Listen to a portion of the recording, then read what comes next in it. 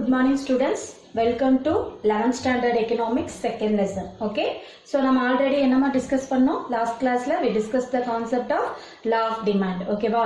So law of demand னா என்ன? அது எப்படி apply ஆகும்? அதோட exception என்னென்ன? அதோட extension என்ன? contraction என்ன?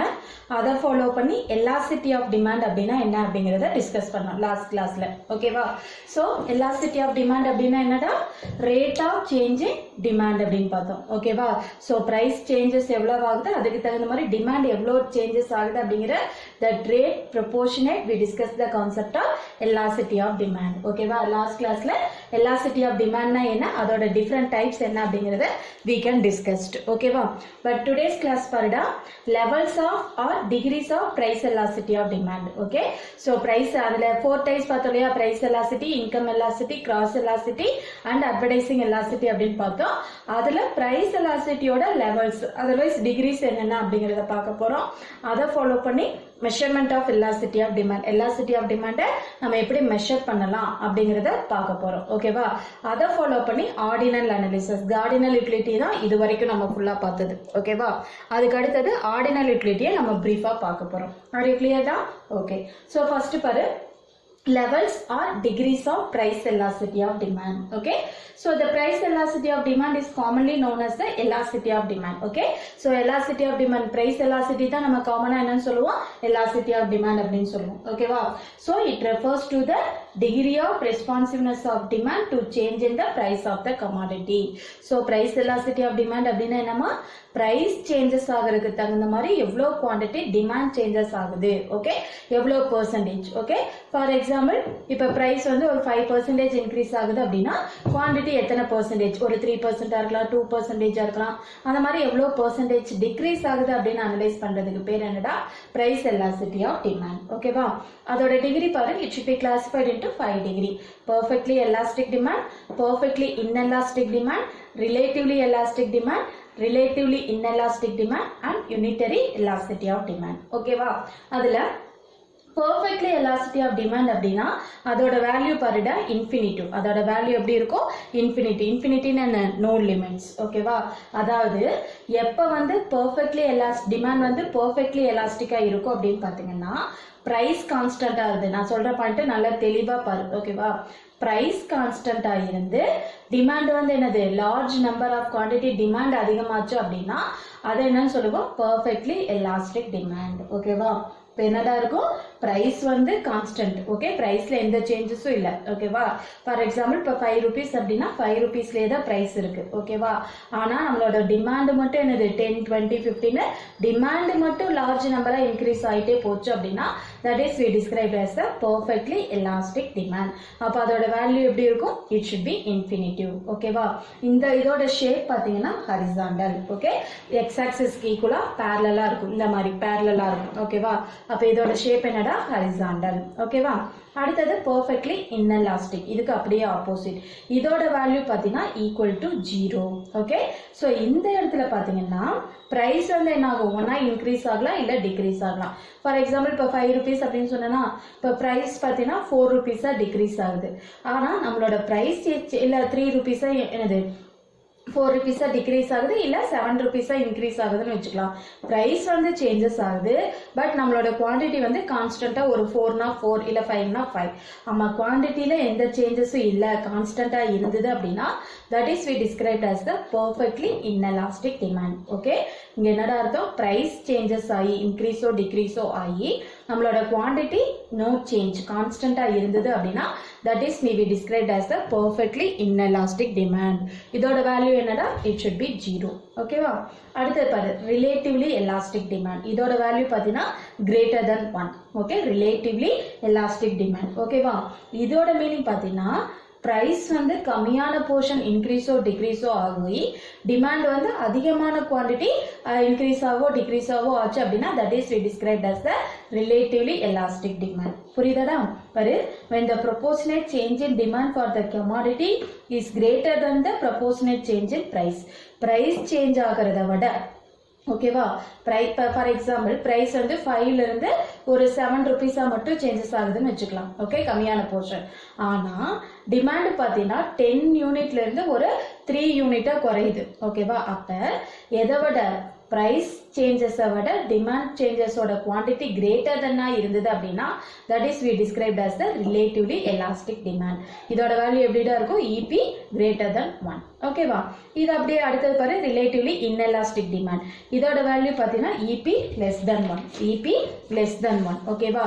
ஸோ இதுவும் எப்படி தான் அதே மாதிரி தான் பட் கான்ட்ராஸ்டா. ஓகே, அதாவது price வந்து larger proportion increase or decrease ஆகி ஆனா குவான்டிட்டியில வந்து ஒரு smaller proportion மட்டும் changes ஆயிருந்தது அப்படின்னா that is we described as the relatively inelastic demand. Okay, when the proportionate change in demand for the product is less than the proportionate change in the price. Okay va? So price விட demand கம்மியான portion changes ஆயிருந்தது அப்படின்னா that is we described as the relatively inelastic demand. இதோட value எப்படிடா இருக்கும்? less than 1. EP less than 1. Okay va? அடுத்தது பாரு unitary. unitary னா என்னடா? equal. Okay, unitary னா என்னது? equal. So இந்த இடத்துல பார்த்தீங்கன்னா ப்ரைஸும் டிமாண்டும் சேம் குவான்டிட்டி. இப்போ 5 rupees என்னது ப்ரைஸ் சேஞ்சஸ் ஆகுது அப்படின்னா குவான்டிட்டியும் 5 unit சேஞ்சஸ் ஆச்சு அப்படின்னா that is we described as the unitary elastic demand. ஓகேவா? So it is a proportionate change in price for the product result in same proportionate change in the quantity also. Okay, அப்ப இதோட value எப்படி இருக்கும்? EP equal to 1. ஓகேவா? So perfectly elastic demand. இதோட value infinitive. இதோட shape என்னடா? Horizontal straight line. ஓகேவா? Perfectly inelastic. இதோட வேல்யூ EP ஈக்குவல் டு 0. இதோட ஷேப் பார்த்தீங்கன்னா வெர்டிகல் இந்த மாதிரி இருக்கும். ஓகேவா? வெர்டிகல். ஓகே, அடுத்தது பாரு EP கிரேட்டர் than 1. ஓகேவா? என்னது? Relatively elastic demand. Okay, relatively elastic demand எப்படிடா இருக்கும்? Greater than 1. இதோட இது பார்த்தீங்கன்னா ஷேப் பார்த்தீங்கன்னா ஃபிளாட்டர். இதோட ஷேப் என்னடா? ஃபிளாட்டர். அடுத்தது ரிலேட்டிவ்லி இன்எலாஸ்டிக் டிமாண்ட். ஓகேவா? இதோட வேல்யூ லெஸ் than 1. இதோட ஷேப் பார்த்தீங்கன்னா ஸ்டீப்பர், சாய்வா இருக்கும் அப்படின்னு சொல்லுவாங்க, ஸ்டீப்பர். அடுத்தது யூனிட்டரி எலாஸ்டிக் டிமாண்ட். இது வந்து எப்படி இருக்கும்? ஈக்குவல். இதுக்கு என்ன பேரு? ஷேப் பார்த்தீங்கன்னா rectangular hyperfollow. இதுக்கு என்னடா பேரு? rectangular hyperfollow. Are you clear டா? இதுதான் என்னது? levels of degrees of price elasticity of demand. Are you clear டா?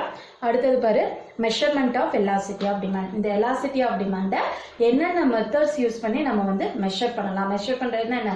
அளவிடுதல் அப்படின்னு சொல்லலாம். சரியா? So there are 3 methods of measuring price elasticity of demand. How many methods டா? 3 methods. One is the percentage method, second one is the total outlay method, third one is the point method or geometrical method. Okay வா? இதுல first percentage method பாரு. Okay, percentage method அப்படிங்கிறது it is otherwise called as the ratio method. இதுக்கு என்னடா பேரு? ratio method. இதுல நம்ம எப்படி கால்குலேட் பண்ணுவோம்னா percentage delta change. So percentage change in quantity divided by percentage change in price. Okay வா?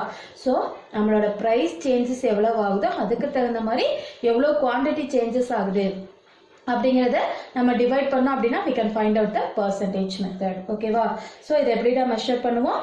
EP equal to delta Q divided by delta P. Change delta என்னடா? change. Change in quantity or change in price into original price. P na price, Q na quantity. Original price, original quantity. ஓகேவா? So percentage methodல எப்படிடா calculate பண்ணுவோம்? percentage change in quantity demanded divided by percentage change in price. இந்த value நம்ம இது பண்ணோம் அப்படின்னா we can find out the என்னது? percentage method. ஓகேவா?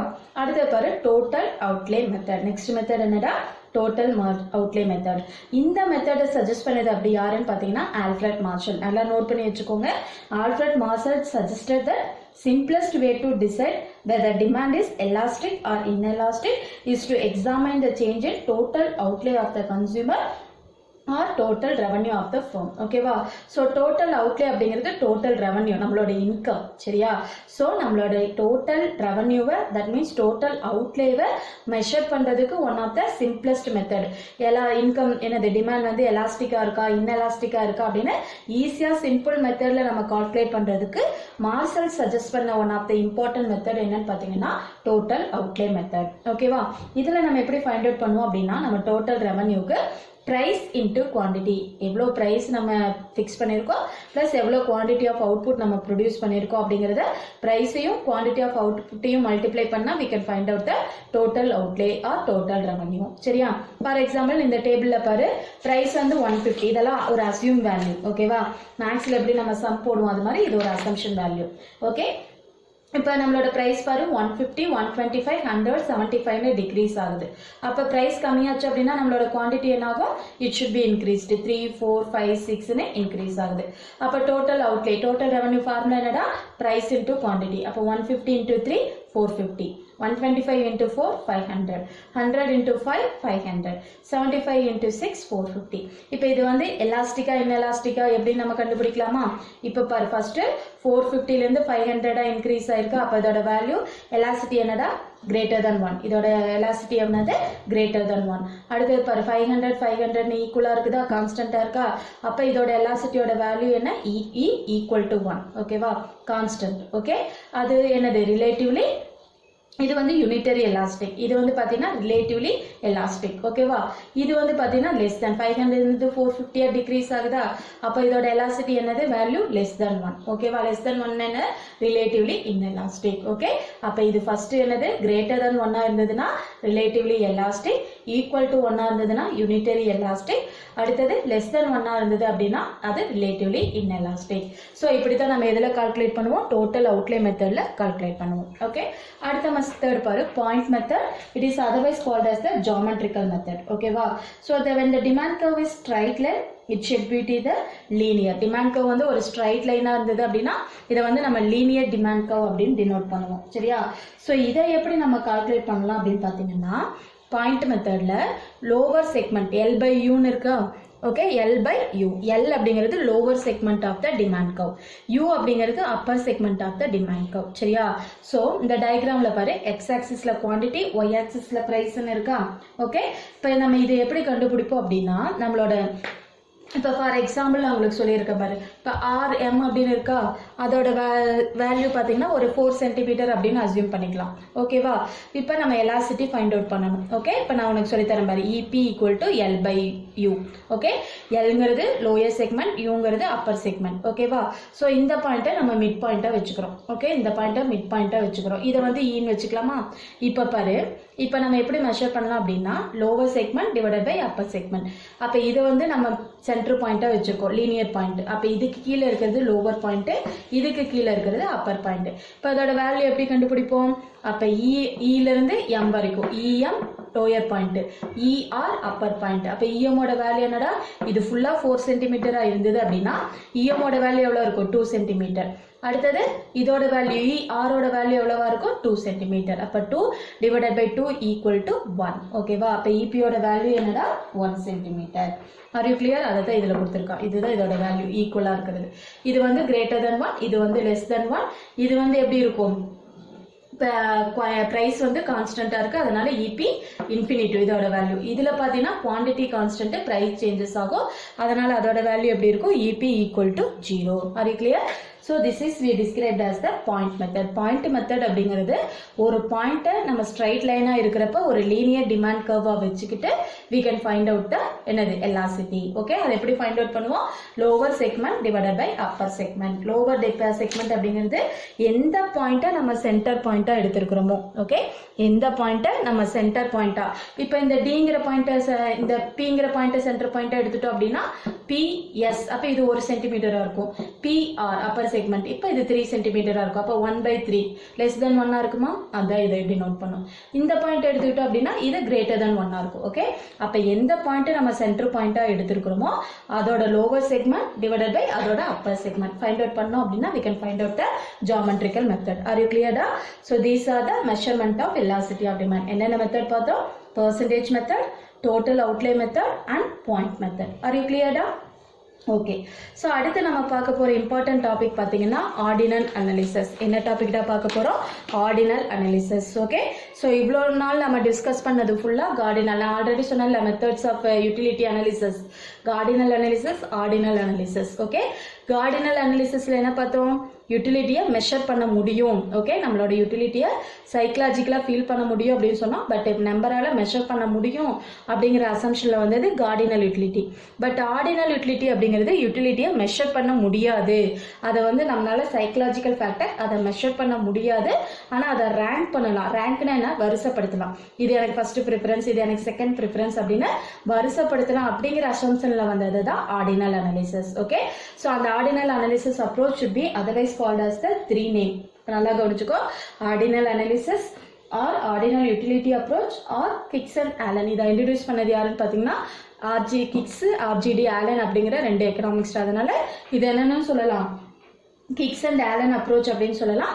Otherwise IC indifference curve approach. இதோட ஃபுல் ஃபார்ம் என்னடா, இன்டிஃபரன்ஸ் கர்வ் அப்ரோச். இந்த கான்செப்ட் தான் ஆர்டினல் யூட்டிலிட்டி அனாலிசிஸ் அப்படின்னு நம்ம டிஸ்கஸ் பண்ண போறோம். ஓகே, ஐசி அப்படின்னா என்ன, இன்டிஃபரன்ஸ் கர்வ். சரியா?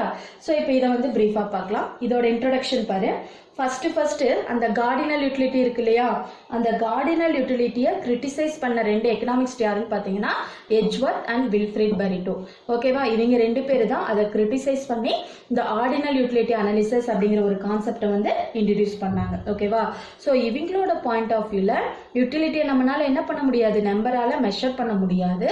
ஆனால் என்ன பண்ணலாம்னு சொன்னாங்க, ரேங்க் பண்ணலாம். ரேங்க்னா என்னடா, வரிசைப்படுத்துதல். 1 2 3 4 5ன்னு நம்மளால ரேங்க் பண்ண முடியும் அப்படின்னு சொல்லி இவங்க வந்து இந்த கான்செப்டை எக்ஸ்பிளைன் பண்ணியிருக்காங்க. சரியா? ஸோ இதை ஃபர்ஸ்ட் இன்ட்ரடியூஸ் பண்ணது யாரு அப்படின்னு பார்த்தீங்கன்னா Edgeworth. Okay, so Edgeworth first developed a more scientific approach of the study of consumer behavior. It is known as the indifference curve approach in 1881. சயின்டிஃபிக்ல இதை அப்ரோச் பண்ணலாம் அப்படின்னு ஃபர்ஸ்ட் சொன்னது யாருடா, எட்ஜ்வர்த். எந்த இயர் அப்படின்னு பார்த்தீங்கன்னா 1881. அவரை ஃபாலோ பண்ணி பார்த்தீங்கன்னா Wilfred burrito. Okay, Wilfred burrito modified த எட்ஜ்வர்த் அப்ரோச். ஓகே, இவரோட அப்ரோச்சை இன்னும் கொஞ்சம் மாடிஃபை பண்ணி கொண்டு வந்தது யாருன்னு பார்த்தீங்கன்னா வில்ஃப்ரிடோ பரிட்டோ. இவரோட பீரியட் பார்த்தீங்கன்னா 1906. Okay, Vilfredo Pareto. அடுத்தது பார்த்தீங்கன்னா இதுக்கு ஒரு பெர்ஃபெக்ட் வியூ கொடுத்தது, ரிஃபைன்டு வேர்ஷன் கொடுத்தது யாருன்னா ஆர்ஜிடி ஆலன் இன் 1934. அவரை ஃபாலோ பண்ணி ஜேஆர் கிக்ஸ் தான் என்ன பண்ணாரு, 1939ல அவரோட important book value and capital and indifference curve analysis அப்படிங்கிற புக்ல இதை பத்தின ஒரு பிரீஃபான ஐடியாஸ் வந்து கொடுத்திருக்காரு. ஓகேவா, யாருடா, கிக்ஸ். ஓகே, ஸோ ஃபைனலா இவங்களுக்கு இதுக்கு அப்ரோச் கொடுத்தது யாருன்னா RGD Allen and AR Hicks. இவங்க 2 பேரும் தான். ஓகே, இன் 1939ல. ஓகே, ஸோ ஃபர்ஸ்ட் இன்ட்ரடியூஸ் பண்ணது யாருடா, எட்ஜ்வர்த். அதை மாடிஃபை பண்ணது வில்ஃப்ரிட் பரிட்டோ. ரிஃபைன்டு வேர்ஷன் கொடுத்தது ஆர்ஜிடி ஆலன்.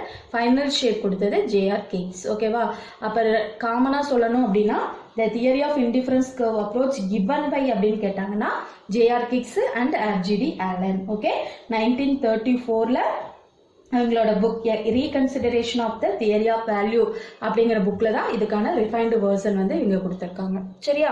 அடுத்த பாரு, ஸ்கேல் ஆஃப் ப்ரிஃபரன்ஸ் அப்படின்னா இன்டிஃபரன்ஸ் கர்வோட மீனிங் என்ன அப்படின்னு இப்போ பிரீஃபா பார்க்கலாம். Okay, so this theory is also based on scale of preference. scale na என்ன, மெஷர் பண்றது, அளவு. ஓகே, so preference நம்ம எப்படி மெஷர் பண்ணலாம், இது எனக்கு ஃபர்ஸ்ட், இது செகண்ட், இது தேர்ட் அப்படின்னு.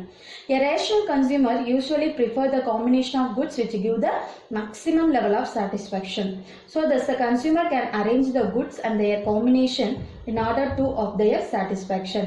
Such an arrangement of the combination of goods in order of level of satisfaction, it is called as the scale of preference. Okay, so நம்ம ஒரு கன்சியூமரா இருக்கிறப்ப ஒரு குட்ஸ் வாங்குறப்ப சாட்டிஸ்ஃபை ஆகுமா, 2 குட்ஸா, மோர் தென் 1 குட்ஸ் வாங்குறப்ப we can satisfied both. ஓகேவா, அப்ப அந்த ஆர்டர் பண்றோம் எப்படி நம்மளோட சாட்டிஸ்ஃபேக்ஷன் மேக்ஸிமமா இருக்கும், இப்போ 2 குட்ஸ் வாங்குறப்பவா, 3 குட்ஸ் வாங்குறப்பவா. ஓகே, அப்ப arrangement of combination of goods. ஓகேவா, ஸோ அந்த காம்பினேஷன் ஆஃப் இப்போ 2 குட்ஸ் எடுத்துக்கிறோம், ஆப்பிள் ஆரஞ்சு அப்படின்னு எடுத்துக்கிட்டோம் அப்படின்னா அந்த 2 குட்ஸை கிவன் இன்கம்ல நம்ம எப்படி வாங்கலாம், எந்த பாயிண்ட்ல we can get the maximum satisfaction அப்படிங்கறத அசியூம் பண்றது தான் என்னடா, ஸ்கேல் ஆஃப் ஆப்ரேஷன். ஓகேவா, sorry, scale of preference. Okay, such an arrangement of combination of goods in order to level of satisfaction be described as the scale of preference. Okay, அடுத்தது பார்த்தீங்கன்னா as per economic theory. ஓகேவா, நம்ம economic தியரியில இந்த theory applied ஆகணும் அப்படின்னா we can follow the some following assumption. Okay, ஒரு guess assumption பாரு. First assumption, the consumer is rational. Rational na enna, knowledgeable person. அப்ப அவங்களோட aim என்னவா இருக்கும், to get the maximum satisfaction. Okay, second thing பாத்தீங்கன்னா utility cannot be measured. இந்த தியரியில utility நம்மனால என்ன பண்ண முடியாது, we can't measure. அது என்ன மட்டும் தான் பண்ண முடியும், ரேங்க் பண்ணலாம். ரேங்க்னா என்னமா, ஆர்டர், வரிசைப்படுத்துறது. ஓகே, 1 2 3 4 அப்படின்னு வரிசைப்படுத்தலாம். And third one பாத்தீங்கன்னா this approach based on diminishing marginal rate of substitution. Okay, இதெல்லாம் எதை பேஸ் பண்ணி இருக்கும் அப்படின்னு பாத்தீங்கன்னா theory of DMRS, diminishing marginal rate of substitution அப்படிங்கிற தியரியை பேஸா வச்சு இதெல்லாம் வந்து அப்ளைட் ஆகும். ஓகேவா? அடுத்தது பாத்தீங்கன்னா the consumer is consistent. இந்த கன்சியூமர் எப்படி இருக்கணும்? ஒரு கன்சிஸ்டன்ட் கன்சியூமரா இருக்கணும். That means what? This assumption called as the assumption of transitivity. If the consumer prefers combination A to B, B to C, then they would prefer A to C. அதாவது ஒரு கன்சிஸ்டன்ட்னா என்னமா? A to B, அடுத்து B to C, C to D, இந்த காம்பினேஷன்ல choose பண்ணக்கூடிய ஒரு consistency இருக்கிற கன்சியூமரா அந்த கன்சியூமரை வந்து அசியூம் பண்ணிக்கணும். சரியா? ஸோ இந்த அசம்ஷன் எல்லாம் இருந்தா மட்டும்தான் this law is applicable. Otherwise இந்த law என்ன ஆகாது? அப்ளைட் ஆகாது. Are you clear?